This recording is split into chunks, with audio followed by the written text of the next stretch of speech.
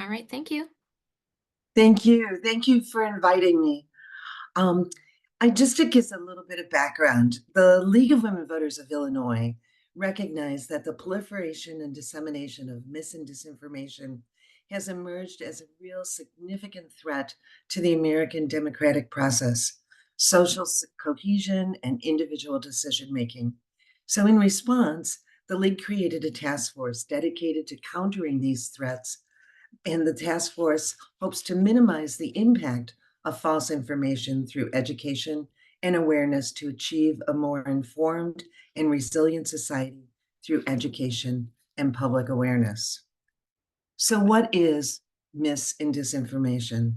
Well, misinformation is the inadvertent sharing of false information without any intent to harm, while disinformation is the intentional sharing of false information with the intent of harm. Why don't we call it fake news? Because the term fake news has come to mean more than just false information. The term is now used in a much broader sense to discredit any opposing viewpoints, cast doubts on political opponents, controversial issues, and the credibility of some media sources. The term disinformation as the fifth horseman of the apocalypse is a metaphorical way to highlight the dangerous impact of false or misleading information on society. It's an invisible threat that can weaken our society, making it harder to address problems because we aren't all coming from the same foundation of facts. In addition, psychologists John and Judy Gottman have used this analogy many times throughout their psychological studies as a more modern interpretation of the four horsemen that predict the end of relationships. So they have labeled the four horsemen as criticism, contempt, defensiveness, stonewalling, and combined with misinformation, this may explain why many of us have ended many of our relationships because we no longer feel that we're able to have civil conversations. So, why is disinformation so dangerous? Well, there's an erosion of trust. We don't know who to trust anymore. Disinformation undermines trust in key institutions like government, the media, science, and even within communities. When people don't know who to trust, society becomes fragmented and we're unable to tackle collective challenges effectively. It exacerbates conflict and violence. Disinformation can fuel conflicts by spreading lies or exaggerated claims. And this has been seen in current instances of ethnic tensions, political polarization, and even insurrections. It undermines democracy. In a democratic society, people rely on accurate information to make informed decisions, particularly in the upcoming elections. Disinformation can manipulate public opinion, leading to harmful decisions and conspiracy theories. Public health and safety is threatened. In recent times of the COVID-19, we saw disinformation surrounding vaccines, treatments, and the virus itself, which contributed to increased health risks, slower responses, and even higher death tolls. And we can't eliminate the psychological impact that this constant bombardment of contradictory or false information that can create fear, confusion, and stress. It leads to a phenomenon called information overload, where people struggle to process what's true, leaving them open and vulnerable to exploitation and manipulation. We need conspiracy theories because people are frightened and scared and don't know what to believe. We're all susceptible to mis and disinformation. As you can see from this chart, every age group gets their news from social media, where dis and misinformation flourish. However, if you're looking at the numbers, the age group 18 to 29 are particularly vulnerable since 91% of that group relies on getting their information from digital sources. And of that 91%, 57%, 53% say that they get their news from social media. It's telling. What this chart doesn't demonstrate is the vulnerable minority populations that are often targeted.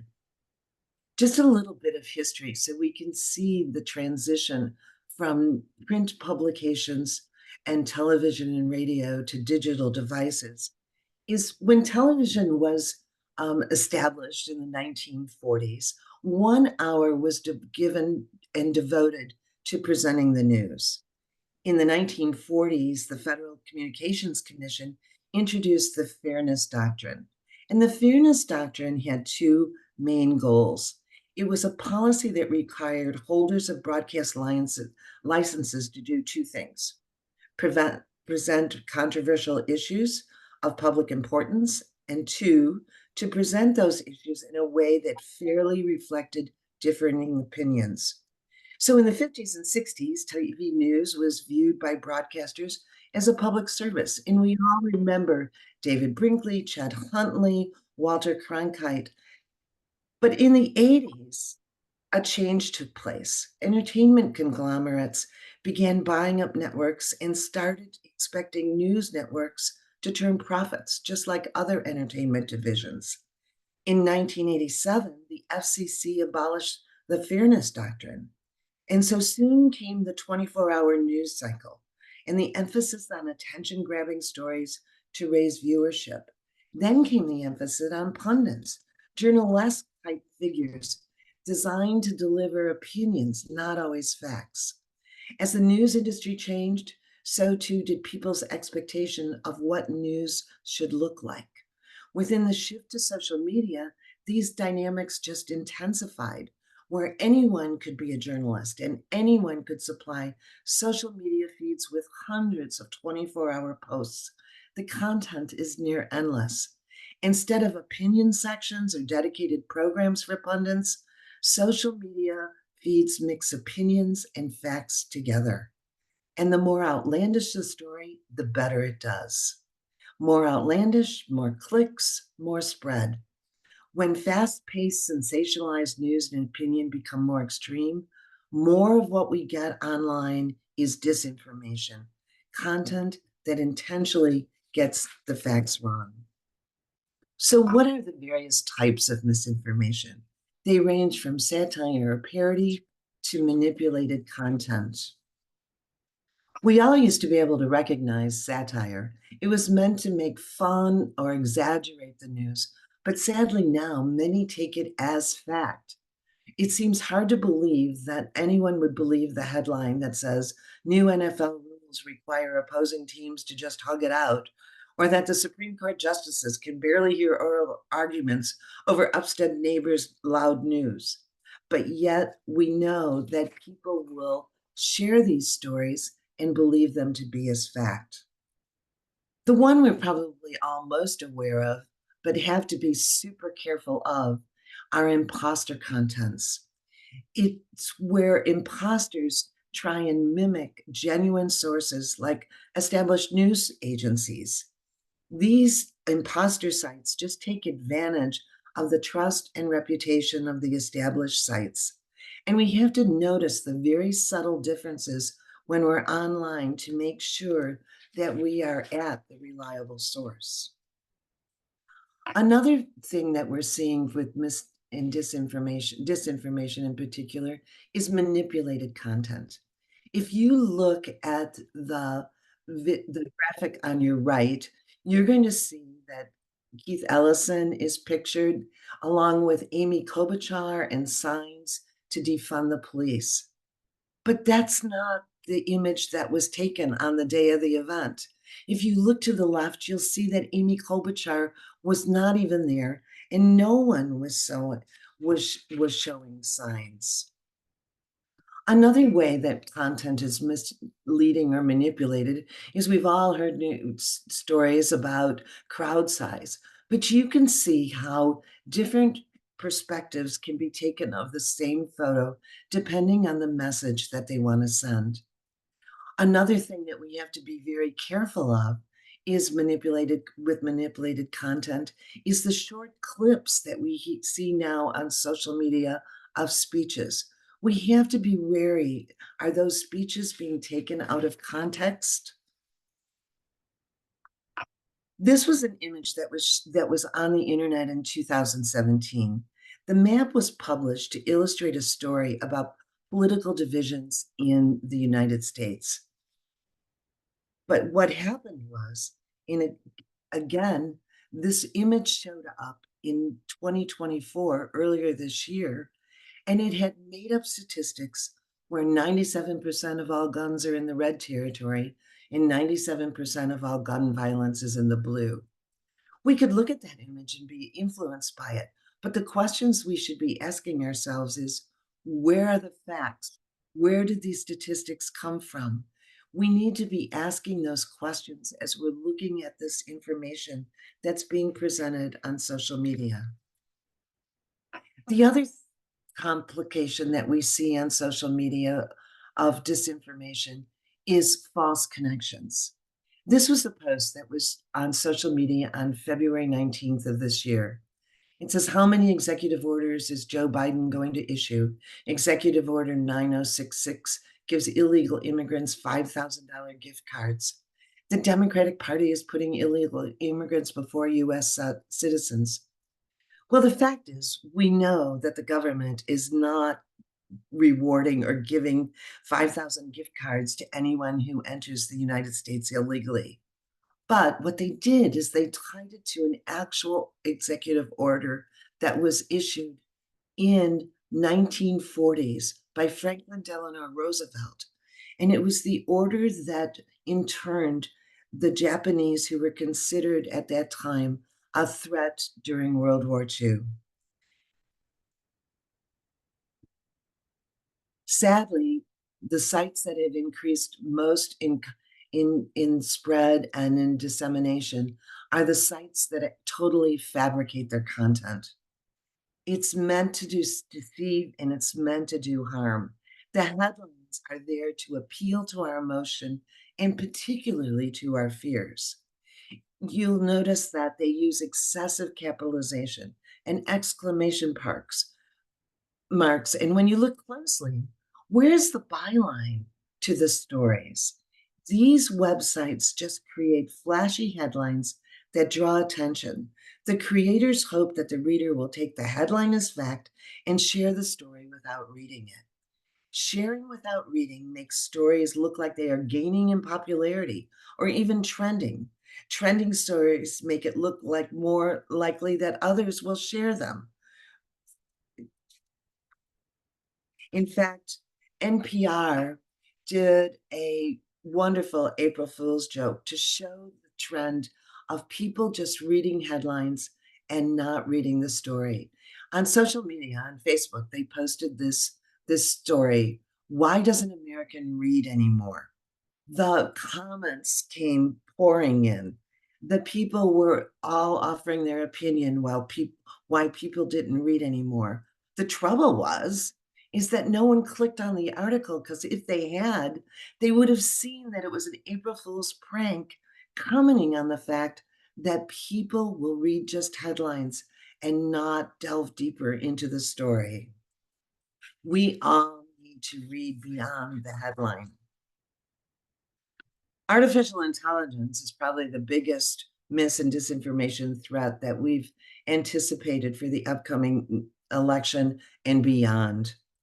AI has to increase our skepticism.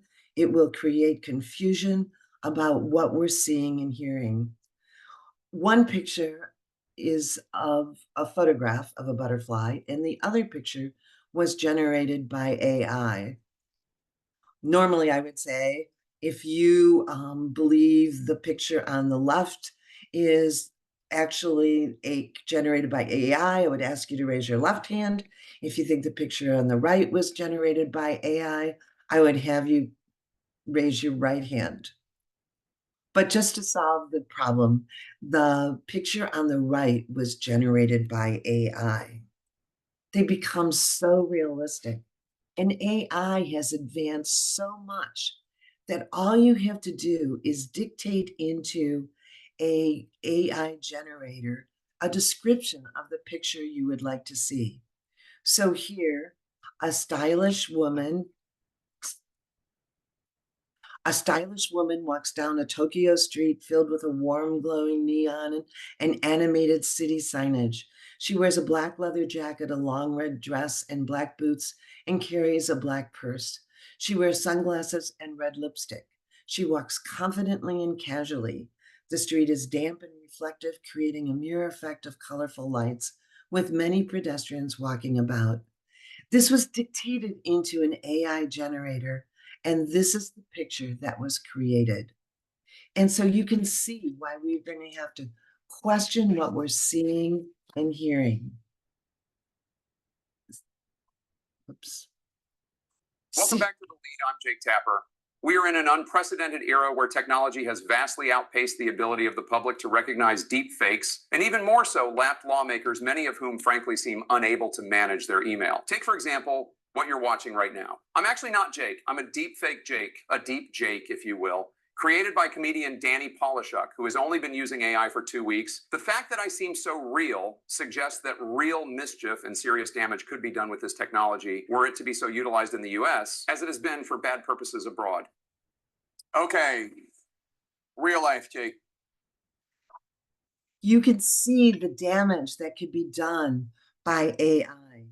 It's slowly seeping into campaigns. It's slowly seeping into our universe of where we're getting the news. The FBI has warned that this technology has made it too difficult, made it too easy, I'm sorry, has made it too easy for people to generate disinformation. For instance, voters in New Hampshire's got a robocall from someone sounding like Joe Biden telling them not to vote. It has become something that we have to become deeply aware of and become skeptical. All this disinformation and where we're getting our news has allowed us now to be consumed and living in filter bubbles. Confirmation bias, where we accept the information that already conforms to our beliefs, combined with cognitive dissonance, where we disregard things that we don't agree with, and the algorithms of social media have resulted in the fact that we live in filter bubbles, and also confirms what is known in social psychology as the illusionary truth effect. The more times you see a claim, the more times you'll tend to believe it. So we have to be very careful about isolating ourselves with information that we agree with. We need to develop a healthy skepticism. We need to develop lateral reading skills. We need to evaluate a source's credibility. Is the evidence based on solid reasoning? Is there solid reasoning offered? Lateral reading is one of the best things that you can do to prevent being influenced by disinformation. We've identified 3 sources that are good places to go to see if what you're reading or what you're listening to or what you're watching comes from a bias and a slant. The All Sides Media Chart, it gives you an idea if you're watching all left-leaning media or right-leaning media, and where you can best get more centric news that gives a balance of both sides. The Adventist Chart is also another excellent source that is constantly evaluating news, journalism, and news TV and news on social media to try and get you to become more aware of you're living in a filter bubble. So what can you do? The best thing to do is to read something from the left, but make sure you investigate the same story from something on the right so that you can get a balanced view of what you're reading. You need to verify the sources by checking multiple sources before forming an opinion. Lateral reading ensures that your information is going to be accurate and reliable. It avoids that confirmation bias by exploring a range of perspectives, and it prevents the reinforcement of your existing beliefs. It fosters better decision making. It will result in the fact that you'll have a better understanding of the information. Individuals, we all can make better informed decisions in both our personal, professional, and political contexts if we have a wider perspective and be more open minded. We can have better and richer discussions if we do that. And it makes us more adaptable to the rapidly changing information that comes in our daily lives. So, what you can do is you can stop disinformation. You can stop the spread. Resist the urge to share articles, especially those that raise your emotions. What we would like you to do is build, talk to people and try and build some common ground. How do you do that? If you know someone who's sharing mis and disinformation, try and be respectful and ask them questions. It can be a tough conversation, but be respectful. Try to understand the beliefs of the person you're speaking with so you will be heard in turn. It's hard to change attitudes, but stay calm, positive, and empathetic, and you'll get your message across. Don't argue with someone because that just reinforces their beliefs. What you need to do is don't enter a conversation with the goal of winning. You need to listen and ask questions. Ask where did they get that information from? And then find some common ground to build on. We have Research has shown that 1 in 4 people have ended a relationship with someone that we disagree with. So one of the things that we can do is that we also not only have to be willing to enter those conversations, is that we have to do some inward looking at ourselves. How do we label the other side? What words are we using? We need to have some we need to look at ourselves and say, is there something that we are doing that's causing us to become more polarized and to look at us as us versus them? We need to turn down the temperature, and we also need to take action. You need to take action by, looking at pre-bunking and debunking some election myths. You need to be able to contact and be willing to go to the source to get correct information. We always suggest, when it regards election information, that you go to your Secretary of State, that you go to your local county clerk's office to ask them the questions so that you will get accurate information and help your friends and family know accurate information.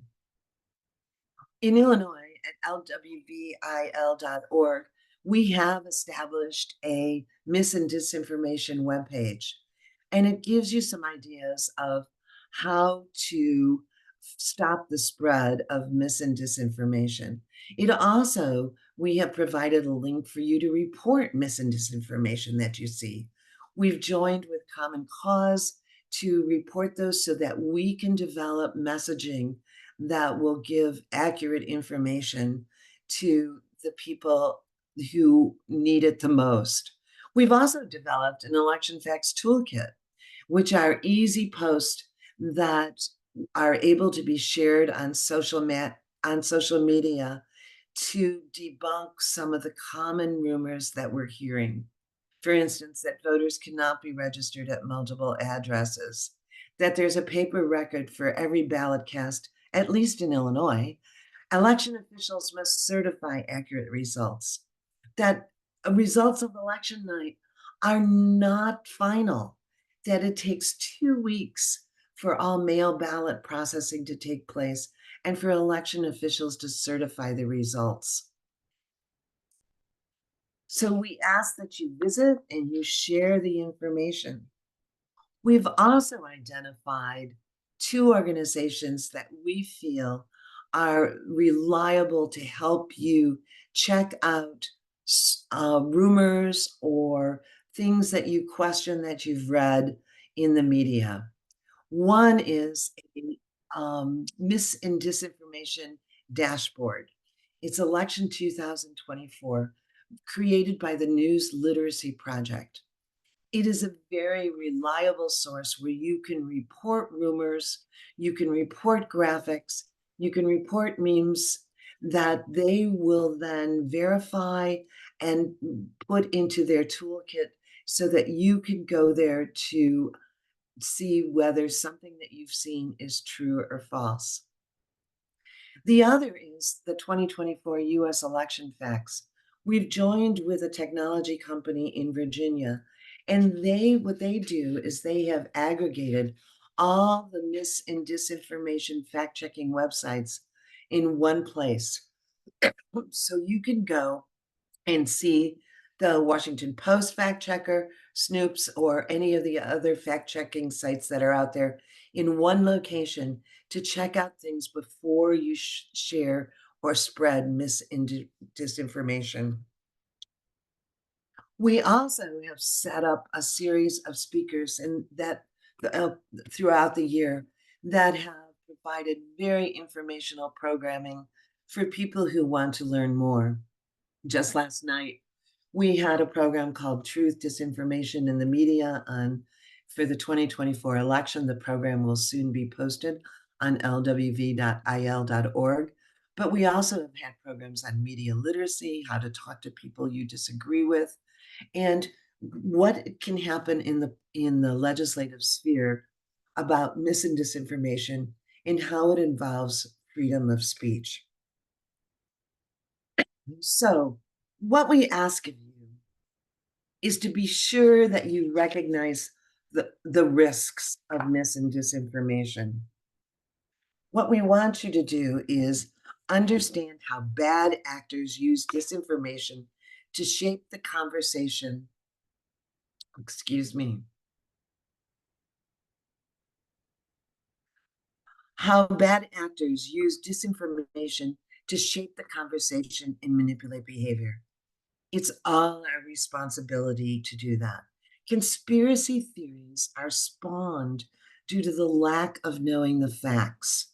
So we have an obligation to investigate, to question the source, check who's really behind the information, and think about what they are gaining by making people believe it.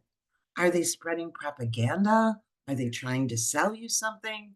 Do they want you to click on their site so that they can gain dollars through their advertisers? We want you to investigate thoroughly before sharing and think about before you share. Take a moment to just let your emotions cool down and ask yourself whether your feelings about the content are based on fact, or are they based on anger, or are they based on fear? And most of all, we'd like you to talk to your family and friends about the risks of disinformation and how to respond to it when they see it. If we can foster a culture of media literacy and encouraging conversations with those we disagree, we can create a more informed, thoughtful, and resilient democracy. And if we continue to educate ourselves and others and challenge the spread of falsehoods, we can protect the integrity of information that we rely on so that when we go to solve policy and political decisions, that we're all coming from the same basis of information. So together, we really all can make a difference. So thank you so much. I'll stop sharing my screen. And if there's any questions in the chat, I'd be glad to answer those.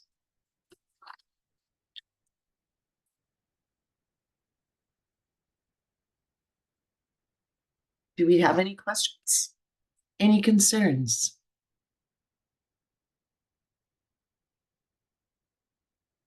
The main thing about mis and disinformation, too, is we have to remember it's a nonpartisan issue. It affects everyone. So tackling this idea of presenting the truth and having people once again take time out of their busy lives to question what they're reading is so important. I used to be able to read the news over 1 cup of coffee. And now I find myself, it takes 2 cups of coffee for me to read my morning news as I check and do my lateral reading to find both sides of an issue.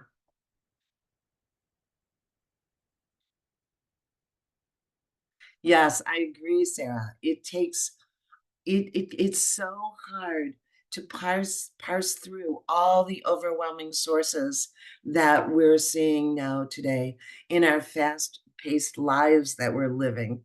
We're also very busy. But the important thing is that if we take that time and and feel that we're comfortable with knowing the facts, that we will feel less anxiety and less anxiousness, and therefore we'll be able to have more civil conversations with those who are around us. And, one other thing is that with this upcoming election and so much disinformation coming out about the questioning the results or questioning whether there's election interference or questioning whether there's accuracy at the polls, I would encourage you all to become a poll worker because then you get to know the process from start to finish. And being a poll worker gives you the confidence to be able to say, we poll workers are your friends and neighbors, and we're there to make sure that every vote counts. I'm a poll worker, and right now I'm processing mail-in ballots, and it's with great confidence that I can tell my friends and neighbors who are concerned about the process and the accuracy of it. I can speak with assurance because I'm doing it, and it's a very comforting for them to know that someone they know is involved in the process and ensuring that everything's done being correctly. So I'm glad, Sarah, that you're a poll worker and a poll inspector. That's excellent. Thank you.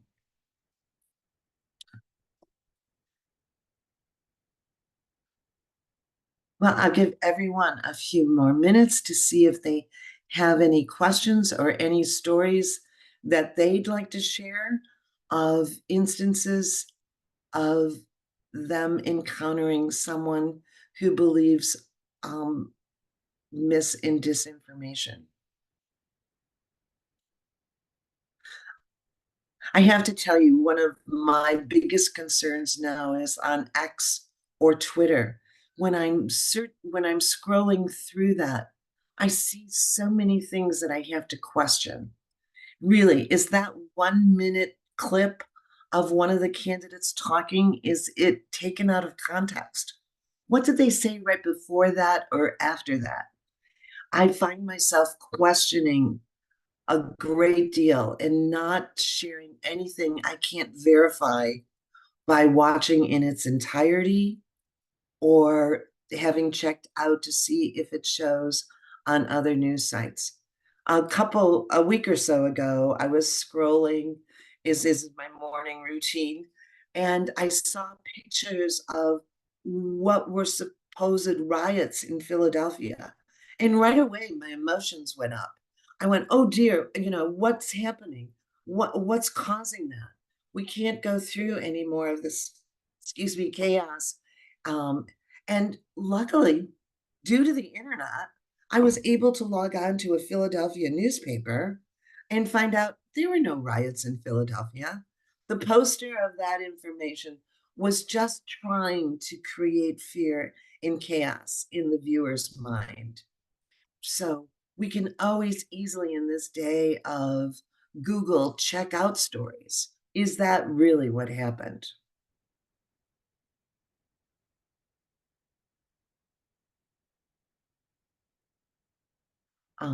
Victoria says the Riverside County Register of Voters offers tours of their facility to the public, and that's wonderful.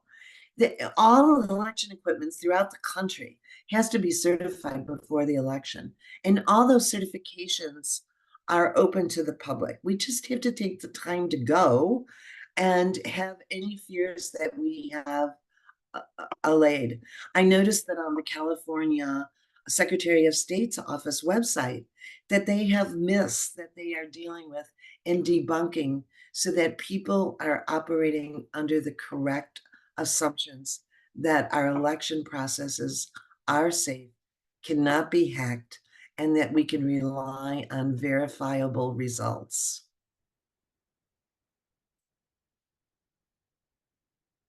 So, Andy, if there's So no much. more. Yes, thank you so much for all that, Barbara. I'm gonna stop the recording, but if anyone has any additional questions, please feel free to ask them or put them in the chat. Thank you so much.